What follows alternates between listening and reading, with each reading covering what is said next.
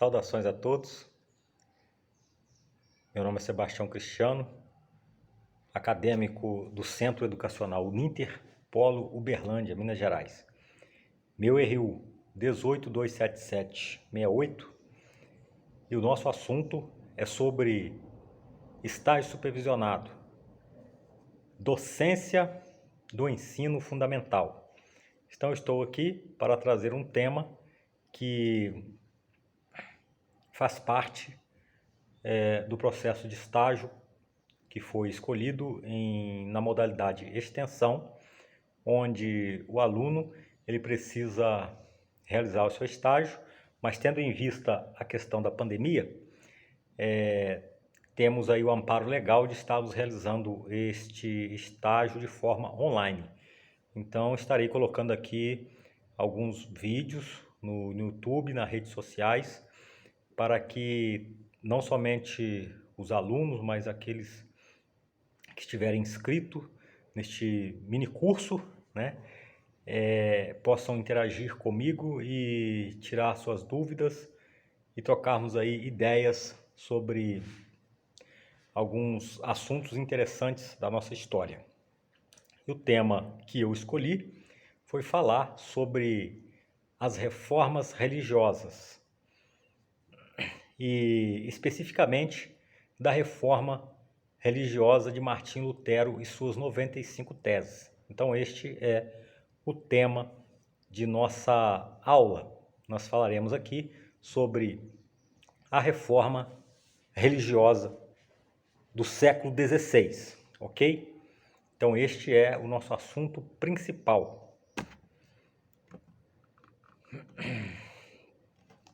Bem, pessoal, de acordo com os registros históricos, né, a Igreja Católica, nesse período do século XVI, ela ainda era o maior poder religioso, não somente da Europa, mas com influência em todo o mundo, né? Do período aí final da Idade Média, durante todo o período da Idade Média e principalmente no final da Idade Média, a Igreja Católica, representada pela autoridade maior, o Papa, ela tinha influência, não somente nas decisões ligadas à religião, mas ela tinha influência também na economia, e nas questões sociais da época. Martim Lutero ele aparece num tempo em que a igreja ela se encontrava numa posição privilegiada financeiramente, uma igreja com poder econômico, uma igreja rica, uma igreja que possuía muitas posses, né, e articulações políticas e que almejava ampliar ainda mais, né, o seu próprio império. E o histórico do catolicismo é que todos aqueles que confrontassem a igreja era amaldiçoado, excomungado e era chamado de herege, né? Então todos aqueles povos que se levantavam contra as ideias do catolicismo eram chamados de heréticos, né? E a heresia, assim considerada pela Igreja Católica, foi combatida diante dos séculos. Todos aqueles que se levantavam para contestar a Igreja, eles eram tidos como rebeldes. E todo rebelde deveria ser excluído, punido ou até mesmo condenado à morte aí pela a sua ousadia, né, de apontar ou de questionar alguns posicionamentos da igreja neste período aí medieval. Muito bem. Pessoal, antes de entrarmos no tema principal, que é falarmos especificamente do século XVI, sobre a reforma religiosa através de Martinho Lutero e suas 95 teses, né, nós vamos ter que voltar um pouco no tempo para entendermos o porquê isso também aconteceu e por que isso foi possível. E antes, ninguém fez nada, né? A Igreja Católica fazia o que ela queria, nunca ninguém ousou, né, enfrentar, confrontar com a doutrina do catolicismo e a dominação de Roma e a dominação do pontífice, o Papa. Sim, com certeza. Então, este período nos remete ao final do século XI e também ao século XII, quando nós vamos falar de um movimento que aconteceu na França de contestação ao catolicismo da época. E este período, então, final do século XI para o século XVI, nós estamos falando aí de pelo menos 400 anos antes de Martinho Lutero se levantar com as 95 teses. Nós estamos falando aí de um tempo que antecede a ação de Lutero, também ali de homens, né, que se levantaram também contra as ideias do catolicismo. Este período histórico, pessoal, ele é chamado de período antecedentes à reforma propriamente dita. É também chamado de período de pré-reforma, né? E esse período de antecedentes, que antecedeu a reforma, e foi um período combatido pela igreja, chamado de as heresias medievais, né? Então, nesse período final do século XI e o século XII, houve no sul da França um movimento de pessoas que se reuniram e começaram então a ter uma particular interpretação das Sagradas Escrituras, da Bíblia, né, com influência com outras religiões, como o arianismo, né, que as ideias de Arion, e também com ideias agnósticas, né? Então, este povo francês, sul da França, divisa com o norte da Itália, eles começam então um movimento diferente, né, daquele proposto pela Igreja Católica, onde chamamos então deste período aí de heresias medievais, o período que antecedeu a reforma do século XVI. Bom, vamos lá. Nós estamos aqui com referência, né, ao livro da Fase, que fala sobre a Idade Moderna. Então nós vamos estar seguindo alguns tópicos aqui para estarmos comentando. Por exemplo, a reforma é a designação atribuída ao movimento que culminou com a ruptura da hegemonia da Igreja Católica no Ocidente europeu, a partir de meados do século XVI, processo do qual emergiram as chamadas religiões protestantes. Então, pessoal, para entendermos esta quantidade toda de igreja que chegou até o século XXI, isso já começou lá no século XVI, há 500 anos atrás, né, onde ali eclodiram, né, as revoltas protestantes, e isso desencadeou, né, uma reforma, um efeito assim cascata, né, onde vários países, pessoas se levantavam contra a Igreja Católica, né, e de acordo com seus pensadores e fundadores foram surgindo novos segmentos religiosos, né, decorrente aí da reforma de Lutero. Então, nós temos hoje uma gama aí de religiões protestantes, né, mas isso é proveniente, tem origem então na reforma religiosa, né? Porque se houve um racha na Igreja Católica, podemos dizer assim, se houve esse racha, houve também depois outras pequenas divisões, né? Onde foram surgindo novas igrejas, novas religiões, todas decorrentes aí deste movimento, e assim podemos dizer. Seguindo, as primeiras tentativas de contestação dos dogmas da Igreja Católica e de proposição de novas maneiras de se interpretar a doutrina cristã são, contudo, bem mais antigas e remontam aos princípios do cristianismo primitivo. Tais manifestações foram caracterizadas como heresias. A palavra heresia é originada do latim a hereses, que vem do grego airesis, cujo significado aproximado seria algo como capacidade de escolher.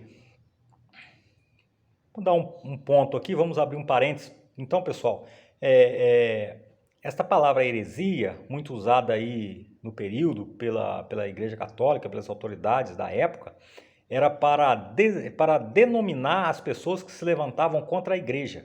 Então, todo aquele que se levantava contra a doutrina e o sacramento da Igreja Católica era considerado um herege, uma pessoa que transmitia um ensino que não era o ensino determinado pela Igreja, né? Então a Igreja Católica, ela possuía na época, né, muitos dogmas, né, como o seu sacramento, a forma de ver a salvação, a forma de interpretação da Bíblia, né, a valorização das relíquias, né, e dos lugares como lugares santos.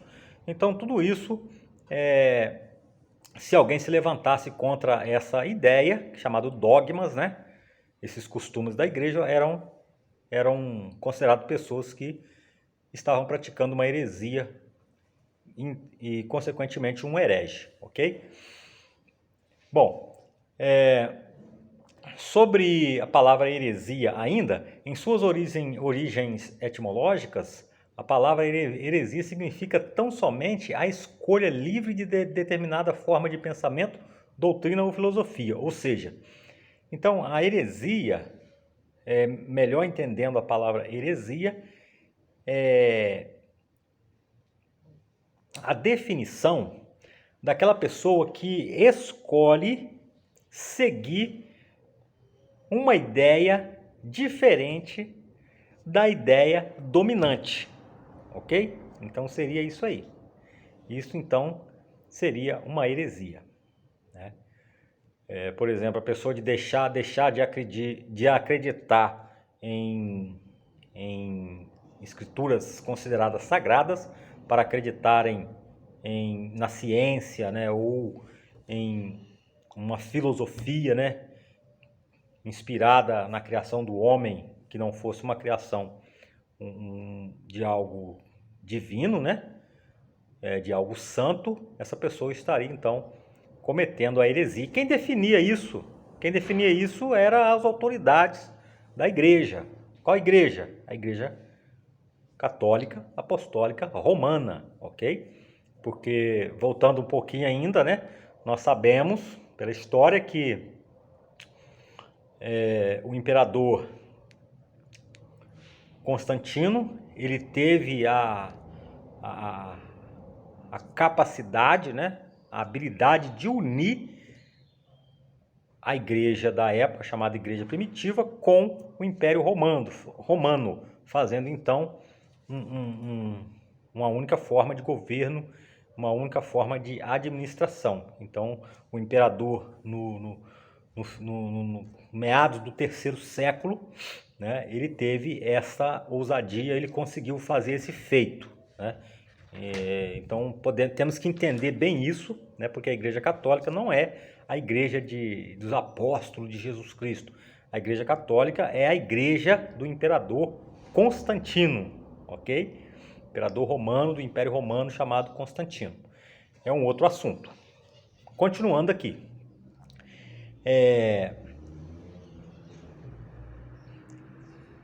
Em que pese a sua origem, no caso a origem da palavra heresia, o termo foi aprovado pela Igreja Católica e sofreu diferentes interpretações desde os primórdios do cristianismo. Entre os séculos I e o IV século, período em que se destacam os escritos dos chamados pais da igreja, ok? Pais da igreja, ou seja, são os primeiros, né, ali que receberam dos apóstolos, e os apóstolos de Cristo, e os apóstolos então fizeram discípulos, onde instituíram bispos e pastores, né? Esta então é a chamada igreja primitiva, e estes são considerados os pais da igreja, aqueles que começaram a igreja lá no primeiro século, né? Nós estamos falando de igreja vinda do Evangelho de Jesus Cristo, ok? Então, continuando aqui, sobre a interpretação da igreja, né? Porque na palavra dos pais da igreja também existe a palavra heresia, né? Se nós formos ver nos escritos das cartas, né, de apóstolo Paulo, de João e de Pedro, né, eles falam também, interpretam também sobre a heresia. Mas nós podemos ver aqui no contexto histórico que essa heresia interpretada, né, e aceita, essa forma de interpretar a palavra heresia pela Igreja Católica no período, não era a mesma palavra heresia que está nas Sagradas Escrituras. Isso aí é só uma interpretação para que eles pudessem exercer, né, a sua autoridade, seu poder de punir, né, as pessoas aí, aqueles que se levantavam contra a igreja, ok? Então acho que dá para entender mais ou menos. Então vamos lá. Passando pela obra do Santo Agostinho, de 354 a 400, ou melhor, depois de Cristo, né? 354 depois de Cristo a 430, no ano de 430, e de São Tomás de Aquino, 1225 a 1274, e pela bula papal que criou o Tribunal do Santo Ofício no século XIII, até o auge das perseguições católicas aos chamados hereges. Então nós estamos fazendo aqui essa leitura para que possamos entender a interpretação, né, os pensadores, como na obra de Santo Agostinho, ele também comenta, né, e ele tem um olhar, né, para essa questão da heresia, de acordo com o seu entendimento, e também depois dele se destaca Tomás de Aquino também, que tem também um posicionamento sobre a heresia, e por final aí nesse período da Idade Média surgiu então a bula papal, né, no século XIII, que para combater a heresia, né, para combater a heresia era necessário a criação de um ofício, né, a criação de um tribunal, melhor dizendo, que pudesse julgar e definir se aquele ato era um ato herético ou não, né? E quais seriam também a punição. Então, podemos dizer que a criação aí, através da bula papal do chamado Santo Ofício, né, a Inquisição, ela tinha, este era o trabalho dela, né? Identificar, descobrir, investigar sobre os atos que as pessoas estavam possivelmente fazendo contra a igreja, e capturar essas pessoas, prender essas pessoas, levar essas pessoas a julgamento, né, para que elas pudessem se justificar, ou que elas pudessem também se retratar diante daqueles atos que era contra a igreja e contra o que chamavam o Santo Papa. Muito bem.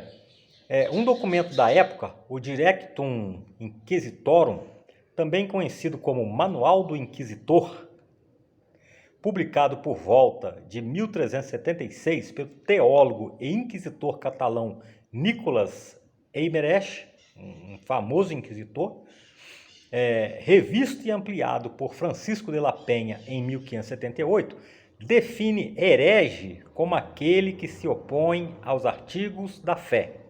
Então aqui nós já começamos a entender melhor a definição católica sobre a palavra heresia.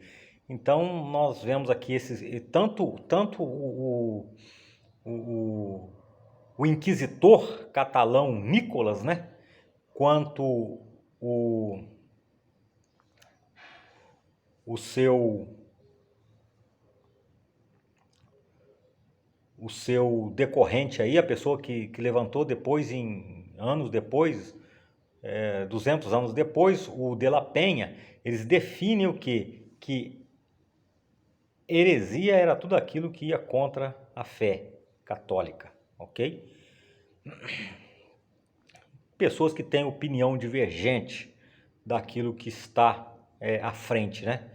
Então nós podemos entender bem isso, né? Porque é mesmo um governo autoritário, né? Muitas pessoas não aceitam a opinião, né? Acham que a palavra dela é a que vale, né? Muitas religiões, né? Existe ali um estatuto, né? Que proíbe, né? O seu fiel ali de questionar, de reclamar, de sugerir, né? Ou de apontar algum erro, né?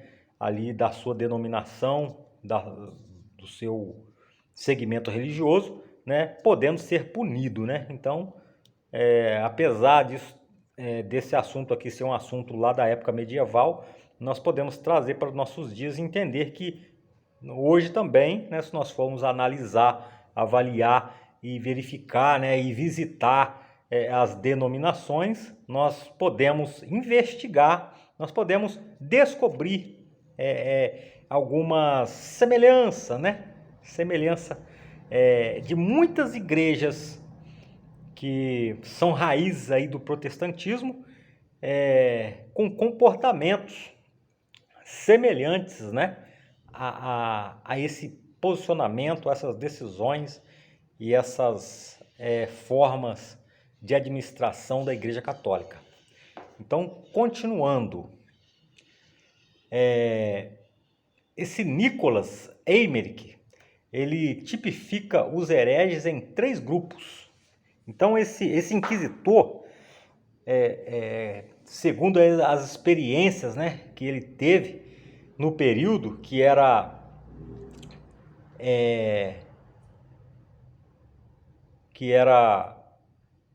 indagar essas pessoas, que era interrogar, né,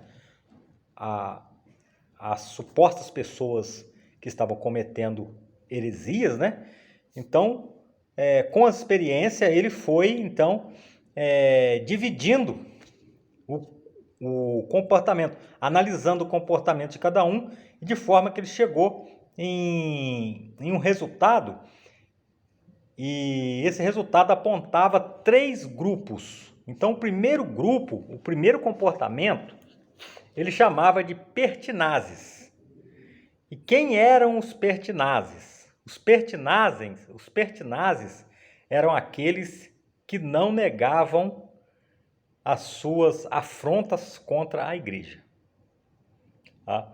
Então, aqueles que não se retratavam eram considerados pertinazes, ok? Porque eles iam até o fim com as suas ideias. Chamam-se hereges pertinazes e impenitentes aqueles que, interpelados pelos juízes, convencidos de erro contra a fé, intimados a confessar e abjurar, mesmo assim não querem aceitar e preferem se agarrar obstinadamente aos seus erros. Então, interessante este grupo, os pertinazes e também os penitentes, né? Eles tinham uma característica, né? Mas os pertinazes, eles se destacavam. Os pertinazes se destacavam porque eles não se retratavam diante dos juízes inquisitores. Eles não se retratavam e eles não voltavam atrás em sua fé, aquilo que eles acreditavam, ok? Eles, então, segundo, né, ao clero católico, né, esses chamados de pertinazes deveriam ser entregues a um braço secular para serem executados. Então nós podemos ver que havia uma hierarquia, né, aí dentro dessa distribuição da Inquisição, do Santo Ofício, né?